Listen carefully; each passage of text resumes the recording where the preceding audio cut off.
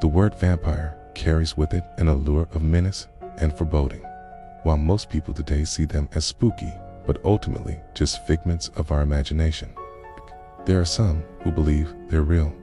But more than anything, vampires were a horror to the Christian church in the 18th century. And what made them so disturbing was that they combined the powers of the dead and the living in ways that subverted sacred order. In fact, they defied every aspect of what Christians believed about how life and death should work. They spread like a plague, turning neighbors into monsters, even family members. Until this point, they had told the faithful that when someone died, their soul moved on to either heaven or hell, and the body would decay and return to the earth. That is to say, they determined what was right and wrong, true and false, and scared people into believing what they wanted them to. No one could become a priest without first becoming a well-versed scholar. Monasteries dotted the landscape, and holy relics drew in crowds of the faithful. The church seemed invincible. As the executioner of Rennes, France put it, "We burned the corpse in a pyre, watching it incessantly to prevent it from rising during the process of combustion." In the end, everything about vampires, their existence, behavior, and destruction became dictated by the church. What once had been superstitions whispered in the dark became sermons shouted from pulpits. That is, until the rise of human reason and science started chipping away at its authority. We can see the roots of their fear in earlier stories of revenants, which means corpses that return to life. Revenants were associated with mental illness and those who were born without souls. That's a bit unsettling, but nowhere near as terrifying as the implications of vampires.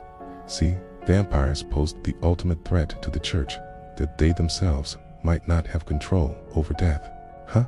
And what greater power is there than that? The Enlightenment emphasized logic and rationality, and as the world grew more urban, fewer people saw a need for God in their lives. Meanwhile, scientists were finding natural explanations for once supernatural occurrences. Take, for instance, lightning. For hundreds of years, people had attributed lightning to the wrath of God, but now it was easy to show that lightning was produced by electricity.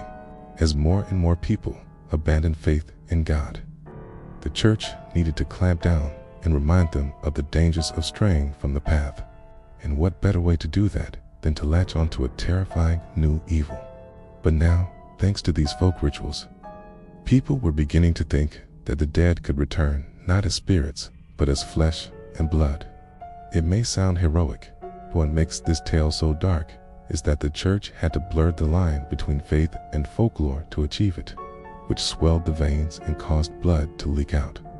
Another scientist came to the conclusion that swelling in the abdomen was caused by gases created by the decomposition of intestinal bacteria. And yet another said that rising from the dead was nothing more than sleepwalking.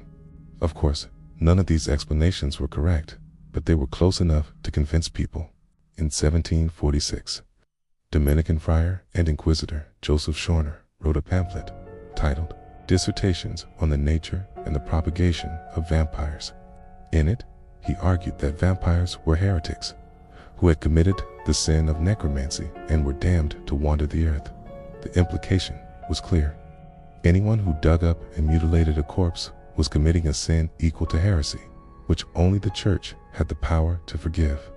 The idea that someone could be reanimated after death and return as a monster was something the church could unignore, especially since people were starting to attribute the creation of vampires to witchcraft. Imagine the dread that would creep into your heart if you knew that those closest to you might suddenly turn into blood-sucking fiends in the night. This pervasive danger led to a horrifying solution. When a member of a community died and showed signs of vampirism, people became afraid that they might turn into a monster.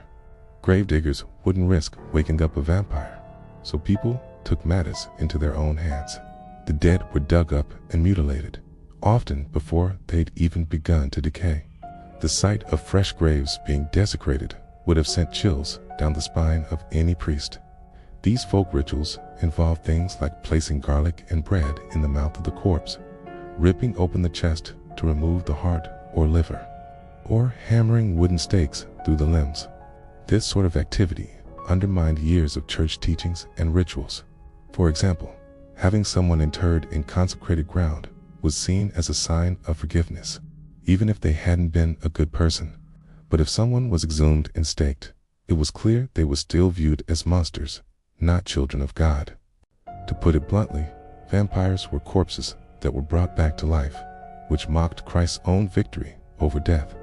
If Jesus could rise, so could anyone, even if they died unbaptized, which meant that they would not go to heaven or hell, but instead would live on in a state of sin. She was interrogated and confessed, claiming that she and her lover had used black magic to raise him from the dead. According to her testimony, vampires had 3 signs, all of which occurred in the corpse. First, blood would come out of the corpse's mouth and nose. Second, the corpse's stomach would swell as if pregnant. And finally, the corpse would rise. Despite confessing, Jura was acquitted of the crime because the court didn't actually believe her story. But this case demonstrates how quickly people were jumping from superstition to hard facts. The result was that the church began to lose its grip on how people understood death. They had told everyone that vampires didn't exist, yet people were coming forward with compelling evidence of their own eyes. Even if the church dismissed these claims as heresy, damage had been done. So much so that their fear of them caused them to blur the line between fiction and reality. Let me explain. For Christians, the Eucharist was the body and blood of Christ. So for a vampire to drink blood was to partake in an unholy communion. For centuries, the church had successfully worked to stamp out paganism across Europe, often through force. And while many beliefs were adapted to Catholicism, others were condemned as heretical. For instance, the church had previously had no problem with people fearing the devil and his demons, even going so far as to make him a prominent part of Christian doctrine. This is because the church had framed the role of the devil in such a way that he would have no physical form or power in the world. He was simply a tempter, a fallen angel whose existence was separate from mankind. And with Christ's sacrifice, he had already been defeated. Evil was an abstract thing that could be fought with prayer and holy water. Exorcisms were performed, yes, but usually only when someone claimed to be possessed, not as a general practice.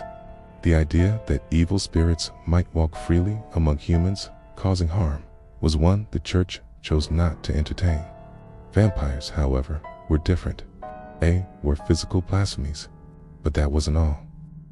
They also drank the blood of the living, which took the sacred ritual of the Eucharist and turned it into a mockery. Finally, unlike demons, which possessed and influenced individuals, vampires corrupted entire communities. Now, throughout all this, the church was losing control of the narrative around death. In 1732, a woman named Jura Grando was accused of turning her husband into a vampire. By the 18th century, the Catholic Church held a near monopoly on religious life in Europe. The church realized they could use the fear of vampires to scare people back into submission, and so began the systematic destruction of vampires across Europe. As for the supposed evidence of vampires, one scientist who examined a body believed to be a vampire explained the symptoms of blood coming out of the corpse's mouth by saying the body had contracted cholera after death. The next step was to find a way to kill vampires. And so the church turned to a familiar tool, fire. But why did the church feel such a need to eradicate vampires?